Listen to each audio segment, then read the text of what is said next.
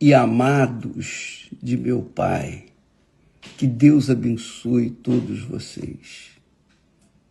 Que o Santo Espírito, o Espírito que nos guia em toda a verdade, o Espírito de verdade, venha conduzi-los para que todos venhamos saber qual é a vontade de Deus para cada um de nós. Graças a Deus. Deus, na sua infinita sabedoria e grandeza, Ele deu a cada filha, filho ou servo uma missão. E que você venha saber qual é a missão que Deus lhe confiou, para que você venha atendê-lo de forma que ele seja santificado através de você. Graças a Deus. Deus abençoe vocês. Olha só, nós falamos ontem que é um assunto muito polêmico, mas muito glorioso, porque quando se fala da injustiça que nós sofremos aqui neste mundo, a gente, enquanto estamos sendo injustiçados, a gente quer reagir, quer se vingar, a gente quer tomar decisões e tomamos decisões erradas porque estamos sendo injustiçados. Então, é natural, é da natureza humana querer reagir de forma com a sua própria justiça. Foi o que aconteceu com Pedro, não é? Quando foram prender Jesus, Pedro sacou da espada e arrancou a orelha do servo do sumo sacerdote. Quer dizer, ele achou aquilo injusto, uma coisa terrível, e ele quis defender o Senhor Jesus com a sua própria espada. E não é assim que Deus trabalha. Deus não trabalha dessa forma. Graças a Deus, né? Graças a Deus que Deus é Deus. Aleluia. Deus não é homem. Deus não é como o homem. Deus é perfeitamente justo.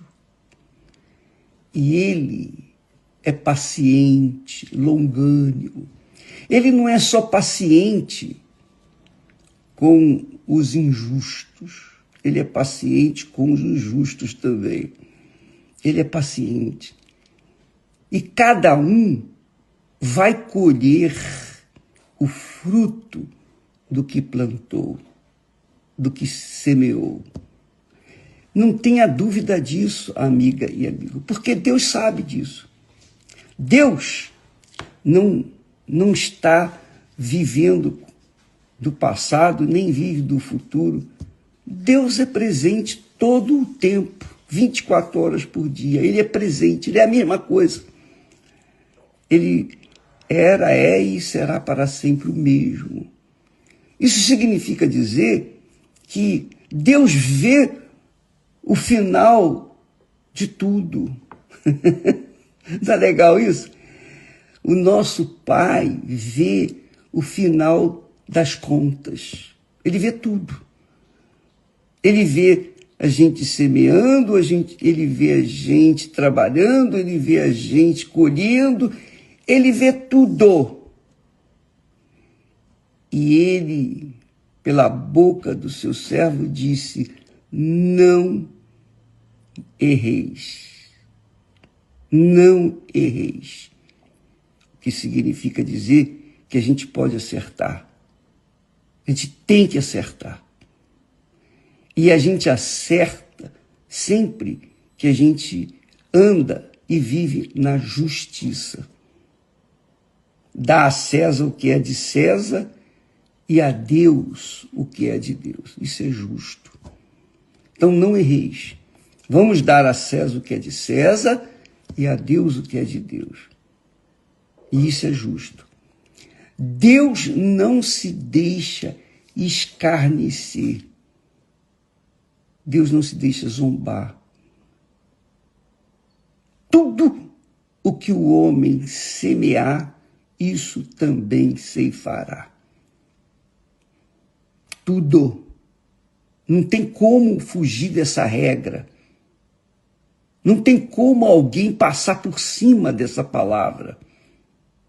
Então, você que foi ou está sendo injustiçada, injustiçado, você que está sendo, envergonhada, envergonhado, humilhado,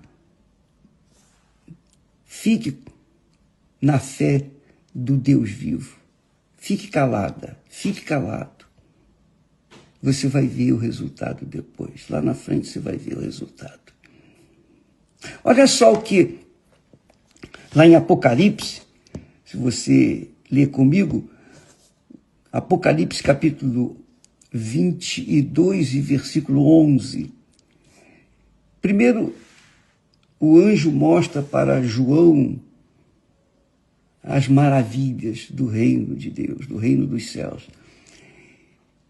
E ele diz assim, é interessante isso, ele diz assim, quem é injusto, seja injusto ainda.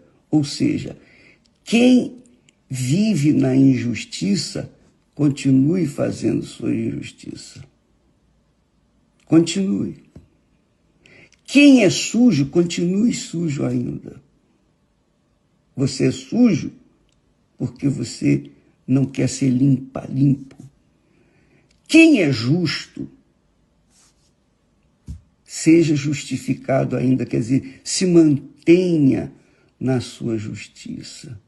E quem é santo, seja santificado ainda, se mantenha na sua santidade. Quer dizer, preserve a sua idoneidade espiritual, preserve a sua vida espiritual, preserve a sua salvação,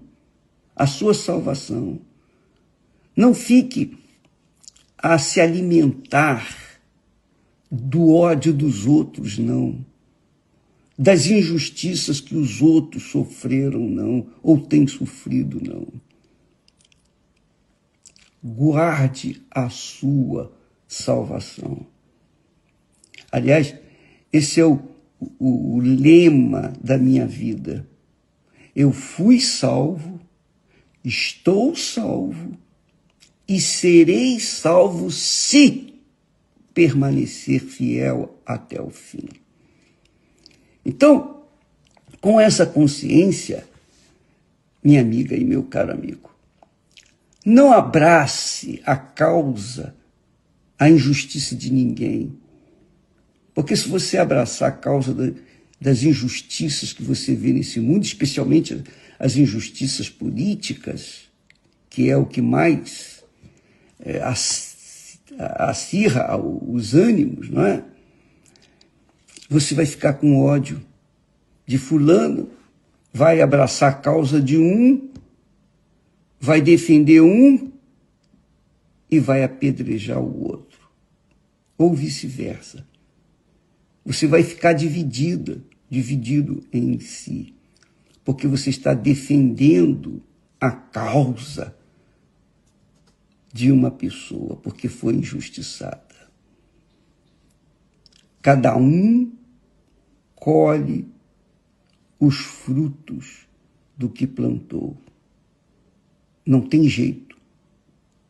Não tem ninguém neste mundo capaz de mudar essa lei. Nem Deus muda essa lei. Aí eu estava pensando, puxa vida, como, por exemplo, Deus permitiu, porque ele permitiu que Davi, um homem segundo o seu coração, um homem segundo o seu coração, quer dizer, um homem de acordo com Deus. Davi, para esconder o seu pecado de adultério, Davi mandou matar o marido da mulher que ele amava, que ele tinha um filho, para que ele pudesse, então, cobrir o sol com a peneira, aquela injustiça que ele fez com Urias, o soldado mais fiel, um dos mais fiéis de Davi, foi justamente esse soldado que pagou com a vida, porque tinha uma mulher que o rei Davi amava. Então Davi deu um jeitinho de acordo com a humanidade, com o ser humano, com os sentimentos humanos. E pensando assim, que iria resolver o seu problema, que iria esconder o seu pecado. Mas Deus é grande. E Deus colocou no seu rosto, jogou no seu rosto aquele pecado. E o que fez Davi? Davi foi tentar se defender? Não. Davi caiu em si, se convenceu do seu pecado,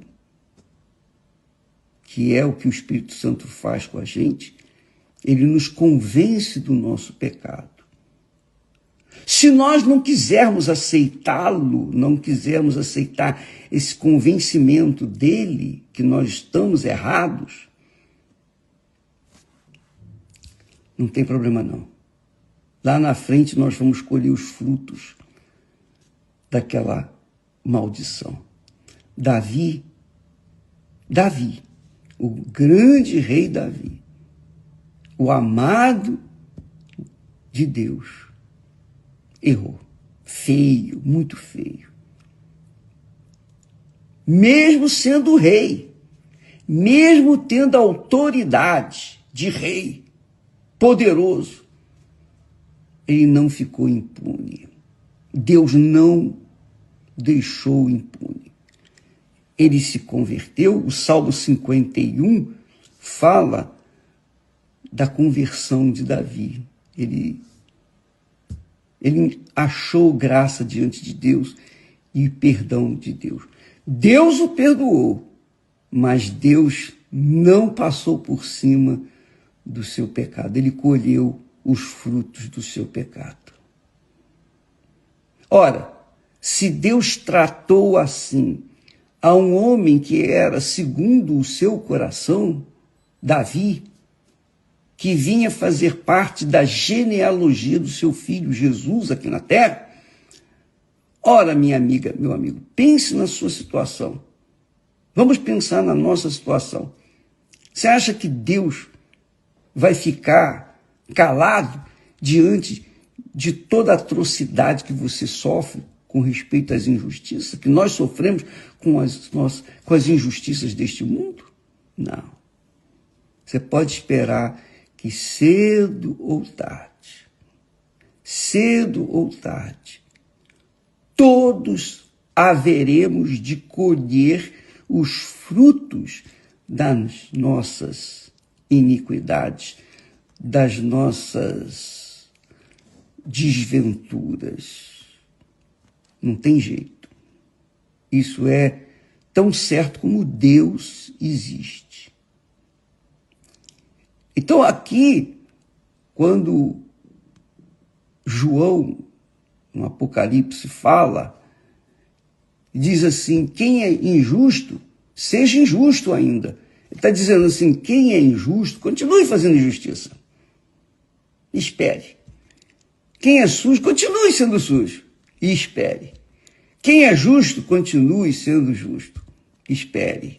E quem é santo, continue sendo santificado. Espere, aguarde.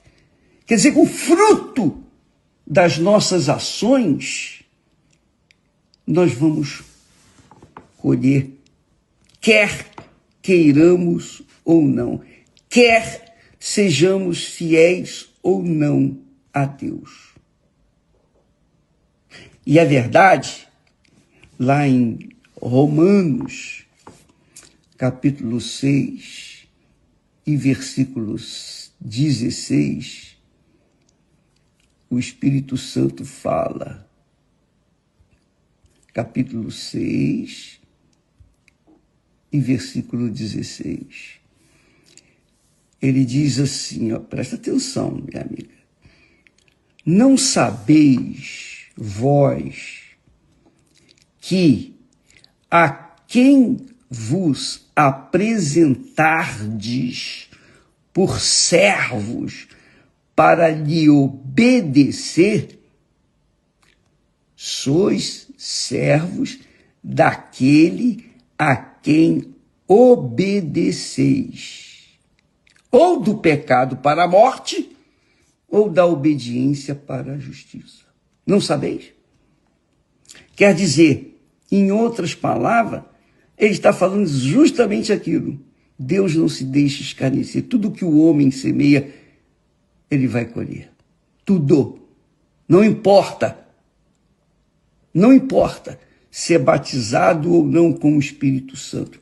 Não importa se foi fiel a ele durante toda a sua vida, mas no último momento escorregou, caiu, vai colher os frutos dessa falta. Da mesma forma, durante toda a sua vida foi rebelde, cruel, mau, injusto, mas no último momento da sua vida, no último suspiro da vida, se arrepender, ele vai ser salvo. Que aconteceu com um bom ladrão lá na cruz. Se é que podemos falar assim. Bom ladrão. Mas Deus, amiga e amigo, ele espera. Ele tem paciência para esperar o tempo, o nosso tempo. Porque a seu tempo nós vamos colher aquilo que nós estamos semeando. Seja inteligente, amiga e amigo. Seja sábio. Você não precisa ter escolaridade, formação intelectual, acadêmica. Você não precisa ser um doutor, um mestre. Não, nada disso. Você só precisa pensar um pouquinho, mais nada. Usar a sua inteligência. Tudo que você semear hoje, você vai colher amanhã. Assim como tudo que você colhe hoje é fruto do que você semeou ontem. Você faz um mau casamento e a sua vida é um desastre. Quem é que foi culpado? Foi Deus? Foi Deus que foi o culpado? Ele que casou você? Você fez a vontade dele quando foi se casar? Você perguntou para ele se era a vontade de Deus? Não, você não deu a mínima. Mas quando você se arrebentou nesse casamento, então você veio colocar a culpa em Deus. Ah, olha só, eu não creio que Deus existe. Ah, se Deus existisse, ele teria me ajudado, me salvado. Quer dizer, depois que você semeia a semente ruim, podre, você quer consertar? Não, você vai colher os frutos. Chova canivete aberto, não importa. Você vai colher. Você, eu, todos nós. Isso, minha amiga, meu amigo, é a palavra de Deus. Não sou eu, não é a minha ideia, meus pensamentos, não. É a palavra de Deus. Eu amo esse versículo. Não erreis. E Deus nos deu cabeça, Deus nos deu inteligência para acertar ou para errar. Se a gente erra, a gente vai colher os frutos do nosso erro. Se a gente acerta, a gente vai colher os frutos do nosso acerto. Quando você coloca a sua vida no altar entrega a sua